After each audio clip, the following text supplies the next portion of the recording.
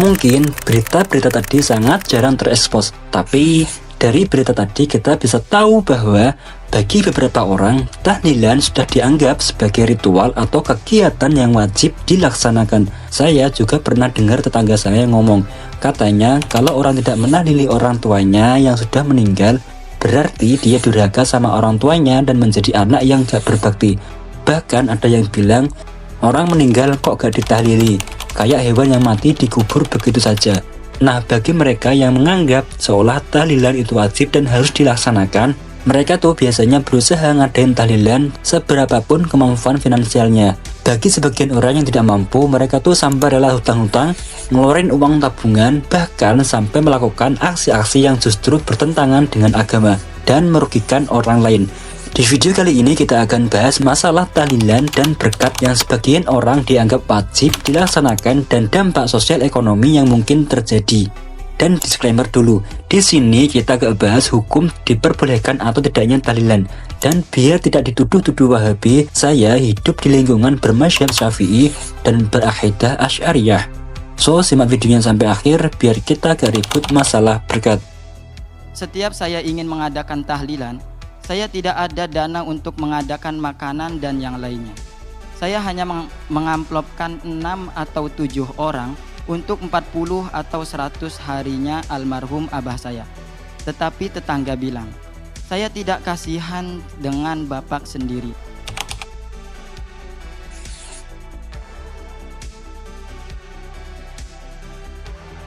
Kalau kita bicara masalah tahlilan, tentunya gak jauh-jauh dari yang namanya berkat dan suguhan. Bagi kalian yang gak tahu, berkat itu bingkisan makanan dan snack untuk orang-orang yang hadir saat tahlilan dan tentunya dibawa pulang. Ada 2 poin yang mendasar dalam acara tahlilan yang bisa kita ketahui, yaitu mendoakan atau mengirimi bacaan-bacaan Al-Quran kepada orang yang sudah meninggal dengan bacaan-bacaan yang sudah disusun dan memberikan sedekah yang hadir. Dan tentunya juga pahala dari sedekah tersebut ditujukan untuk orang yang sudah meninggal berupa bingkisan-bingkisan tadi. Kebiasaan di masyarakat kita khususnya yang melakukan acara tahlilan, status ekonomi seseorang itu dilihat dari mewah tidaknya berkat dan hidangan yang disuguhkan. Semakin kaya seseorang, semakin mewah berkat dan hidangannya. Ini kemudian akan menjadi sebuah dinamika sosial. Tahlilan yang awalnya bertujuan untuk mendoakan dan sedekah untuk orang meninggal menjadi ajang kompetisi sosial yang tidak sehat. Demi mendapatkan status sosial yang tinggi, menghindari stigma pelit dan tidak mengikuti kebiasaan yang ada di masyarakat, mereka rela habis-habisan mengeluarkan biaya demi acara tahlilan. Media sosial warga Bojonegoro gelar tahlilan beri kipas angin. Para warga Sumringah membawa kipas angin ke rumah masing-masing. Tahlilan sendiri sebenarnya bukan termasuk kegiatan yang furu'iyah dalam Islam. Acara ini sebenarnya akulturasi antara tradisi masyarakat Jawa dulu dengan Islam. Pada zaman dahulu saat ada kematian, masyarakat mengadakan acara jagongan atau dalam bahasa Indonesia sama seperti begadang di rumah duka dan disertai dengan sesajen-sesajen yang dipersembahkan, namun diisi dengan hal-hal yang kurang baik. Melihat hal itu, ulama pada zaman dulu sebagai dari upaya dakwah, dimasukkanlah nilai-nilai Islam di ritualnya tanpa harus menghilangkan tradisinya. Dirubahlah konsepnya dengan mengganti kegiatan yang mengandung unsur maksiat dengan kalimat-kalimat thayyibah. Dan sesajen-sesajen yang awalnya dipersembahkan untuk leluhur kemudian diganti dengan menyedekahkan ke yang hadir ke acara tersebut. Selamat di dunia dan akhirat. Beberapa rujukan amalan tahlilan ada di kitab Tabinul Haqaiq, Syarah Kanzud Daqaiq, juz 5 halaman 131 yang ditulis oleh Utsman bin Ali Az-Zailai. Annal insana lahu ayaj'ala sawaba amalihi li ghairihi inda ahli sunnati wal jama'ati. Salatan kana aw sauman aw hajjan aw sedaqatan aw qira'atan Qur'anin aw al-adqara ila ghairi dalika min jami'i anwa'il birri wa yashkilu dalika ilal mayyiti wa yanfa'uhu. Di situ dijelaskan bahwa seseorang diperbolehkan menjadikan pahala amalnya untuk orang lain. Menurut pendapat Ahlus Sunnah wal Jamaah, baik berupa sholat, puasa, haji, sedekah, bacaan Quran, zikir atau sebagainya, berupa semua jenis amal baik, pahala itu sampai kepada mayit dan bermanfaat baginya.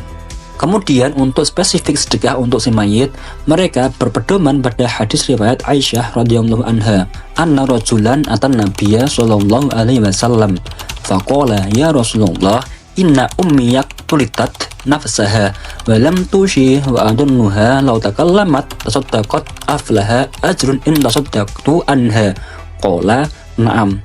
Mengomentari hadis di atas, Imam Nawawi berkata di Sahih Muslim Bisyarhi An-Nawawi juz 7 halaman 90, hadis tersebut menjelaskan bahwa bersedekah untuk mayit bermanfaat dan pahala sedekah sampai kepadanya. Para ulama bersepakat tentang sampainya pahala sedekah kepada mayit. Jika referensi tadi ditarik ke ajaran tahlilan, memang ada korelasinya. Kurang lebih dalam satu tahlilan ada unsur-unsur dari pendapat tadi, mulai dari pembacaan Al-Quran, zikir, dan sedekah. Tapi di pembahasan ini adalah tentang bagaimana masyarakat kemudian menerapkannya, terutama hal sedekah dalam tahlilan. Kerap kali acara tahlilan menjadi ajang adu gengsi dengan berkat dan hidangan, di mana kehormatan seseorang dinilai dari mewahnya berkat dan hidangan. Di sini sudah jelas niatnya yang tadinya amal soleh karena bumbu berlebihan menjadikan perlombaan yang tidak baik. Yang ekonomi kelas menengah ke atas tentu bukan masalah. Tapi dalam sebuah masyarakat tentu ada kelas-kelas bawah dengan ekonomi yang pas-pasan, di mana mereka dituntut untuk memenuhi standar sosial dalam acara tahlilan. Padahal sudah jelas bahwa agama kita melarang sesuatu yang berlebihan.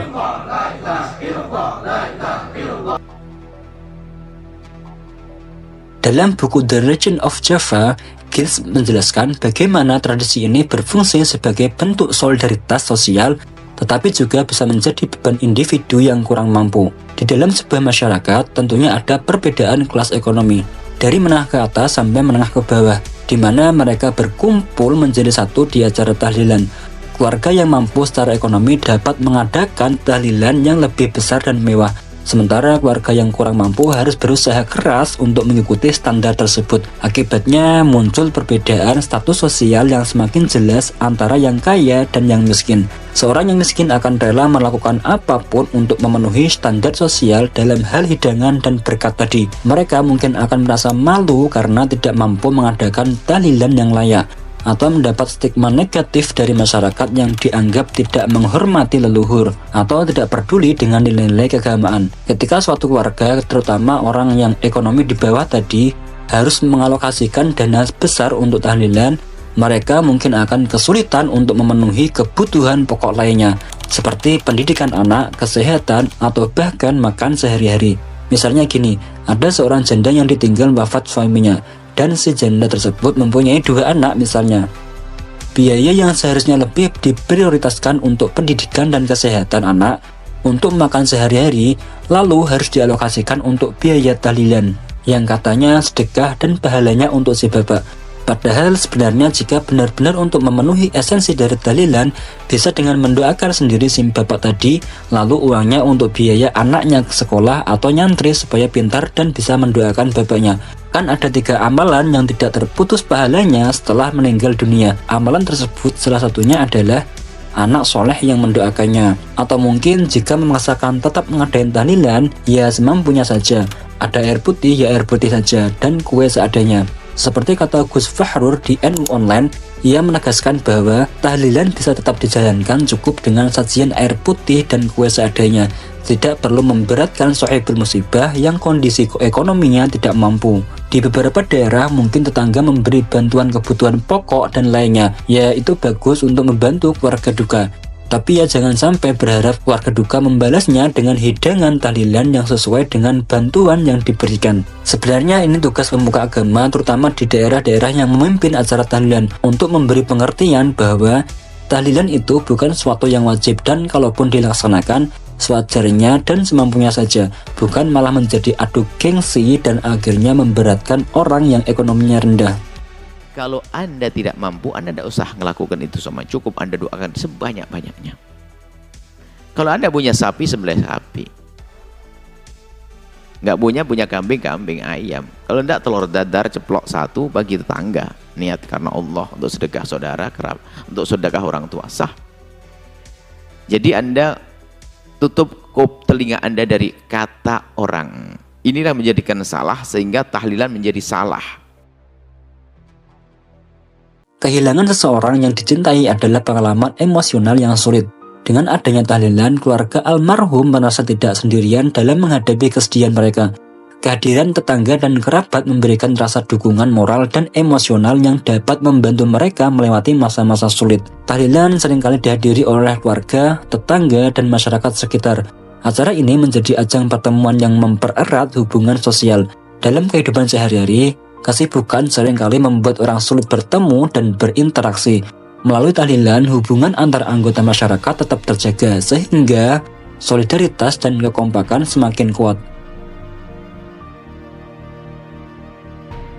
Agama Islam tidak pernah memberatkan penganutnya. Tradisi tahlilan yang disertai dengan penyediaan makanan dan berkat dapat memberikan dampak sosial ekonomi yang signifikan, terutama bagi keluarga yang kurang mampu.